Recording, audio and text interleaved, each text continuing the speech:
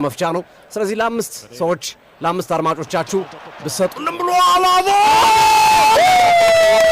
ወጣው ወዛ ዋካ ለባቸው ካቨርስ ዋካ ካቨርስ ወዛ አስደናቂ ኳስ ካላፊዮሪ ካቨርስ ግሩም አጨራረስ Bunza Cavers Bunza Arsenal Bonanza Arsenaloች ከቆሙበት ጀመሩ አርሰናሎች የ2026-2027 የእንግሊዝ ፕሪሚየር ሊግ የመክፈቻውን ጎል ካይ ሃቨርዝ አስቆጥሯል። ካይ ሃቨርዝ በአርቴታ በጣም የሚወደድ የሚፈልግ ተጫዋች ነው። ረጅም ኳስ ነው ወደ ዞሊስ አቅጣጫ የተላከው ኔዘርላንዳዊ ዞሊስ ነው ያስጣለው ግን ኔዘርላንዳዊ ለማውጣት ተንደፋደፈ። ቫን ኤዌክ ለማውጣት ሲንደፋደፍ ዞሊስ አገኘው። ዞሊስ በቀጥታ ለካላፊዮሪ ወደ ጎል የላከውን ኳስ እዛው ከመሬት ጋር አገናኝቶ ካይ ሃቨርዝ መረብ ላይ ወዘወዘው። አርሰናል ከቆመበት አርሰናል ጀመረው ጎል አስቆጠረ። የካይ ሃቨርዝ ምርጫ ልከው ሹቼ ማለት እንችላለን። አዎ እንቅስቃሴው ትክክል ነው። ምክንያቱም ካገባ ልክ ነው ገዚህ የሱ ብቻ ሳይሆን ቆንጆ ኳስ ማርቲን ኦዴጋርድ ኳሱን አስደናቂ ዲክላን ራይስ ለክርስቶስ ዞሊስ አሻገረ። ሳካ ካዮ ሳካ ትንሹ አቃጣይ ቃሪያ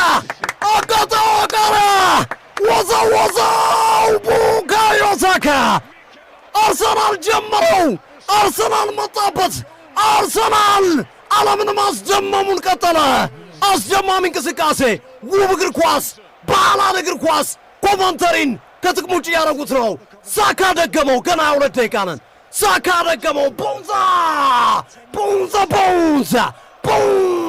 ቡካዮ ሳካ ቦንዛ አርሰናል ቦናንዛ ምን አይነት ራይስ ነው የተመለከተው? የሰውዬ የሰው ሳይሆን የፈረስ ጉልበት ነው ያለው። ከዛ በኋላ ራይስ ዞ ገባ መልሶ ለዞሊስ ሰጠው። ዞሊስ ምን አይነት ኳስ እንደሚሰጥ ተመልከቱ። ተመለሰ ኳሱ ሳካ አስቆጠረው። ሁለቱም ጎሎች ላይ ክርስቶስ ዞሊስ ተሳትፎ አለበት። ቀጥተኛ ባይሆንም ጎል አርሰናል ሁለተኛ። አርሰናል እያዘፈናቸው ነው ሲንገሮችን ሲንገርስ በሚል ቅጽል ስም ነው የሚታወቁት። አንዳንዶቹ ዘፋኞች ይሏቸዋል፣ አንዳንዶቹ ደግሞ ልብስ ሰፊዎች ይሏቸዋል በቅጽል ስማቸው። ነገር ግን አርሰናል እያዘፈናቸው ነው። አርሰናሎች በዚህ ሰዓት ላይ ማርቲን ኦዴጋርድ ሌላኛው ጎል አስቆጣሪ ሆኗል። መድፈኞቹ አርሰናሎች ሶስተኛ ጎል እንጃለቱ ዛሬ ፍራንክ ላምፓርድና ኮቨንተሪ ሲቲው ናቸው። አርሰናል ወዘወዙ ሶስተኛውን ጎል። ዲክላን ራይስ ኳሱን ለኦዴጋርድ እንደገና ለቡካዮ ሳካ የዘወትሮ ሳጥኑ ይዞ ገባ። ኳሱን ቤን ዋይትን አቀበለው። ቤን ዋይት ኳሱን ማይነስ አረገ። ኦዴጋርድ በቀኙ መለሰው። በቀኙ መተው ኳስ ተቆራርጦ መረብ ላይ አረፈ። መስመሩን አለፈ። ቦንዛ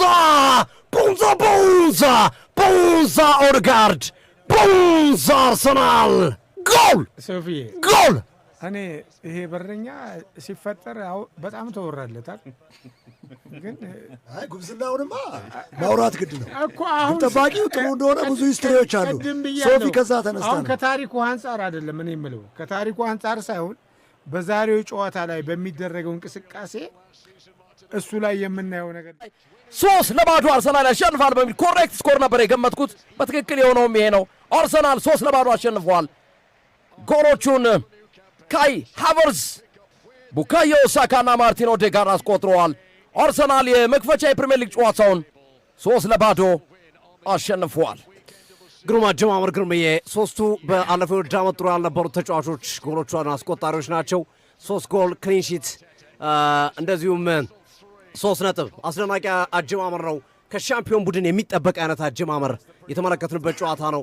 ኦዴጋርድ ራሱን ያገኘበት፣ ካይ ሃቨርዝ ይህ የውድድር ዓመት የሱ ጥሩ የውድድር ዓመት ሊሆን እንደሚችል ፍንጭ የሰጠበት ነው። ሳካም ባለፉት 2 ዓመታት ጉዳቶች ሲያስቸግሩት የነበረው ተጫዋች ፊቱ ነው የተመለከትንበት ሂደት ተመልክተናል። ድንቅ ምሽት ነው ለአርሰናሎች። በሁሉም ረገድ የተሳካለት ምሽት ነው ማለት ይቻላል። ለመድፈኞቹ አርሰናሎች በተቃራኒው ኮቨንተሪ ሲቲዎች በጣም ብዙ መሻሻል አለባቸው። በመጡበት እግራቸው ወደታቸው ዲቪዚዮን የሚወርዱ ይመስላሉ። በዛሬው አቋማቸው አርሰናል 3-0 ማሸነፉ አይደለም ትልቁ ጥያቄ። ኮቨንተሪ ሲቲዎች የነበራቸው እንቅስቃሴ በዚህ ጨዋታ ላይ ተሳትፏቸው በጣም ደካማ ነው። በእርግጥ የአርሰናል ጠንካራነት ሊሆን ይችላል፣ ግን የሆነ ነገር ሊያሳዩን እንኳን አልቻሉምና አስቸጋሪ ነው ለኮቨንተሪ ሲቲ። ይሄ የውድድር ዓመት ለፍራንክ ላምፓርድ ከባድ ነው የሚሆነው። እንደመጡበት መንገድ ቀላል አይመስለኝም፣ በጣም አስቸጋሪ ይመስለኛል።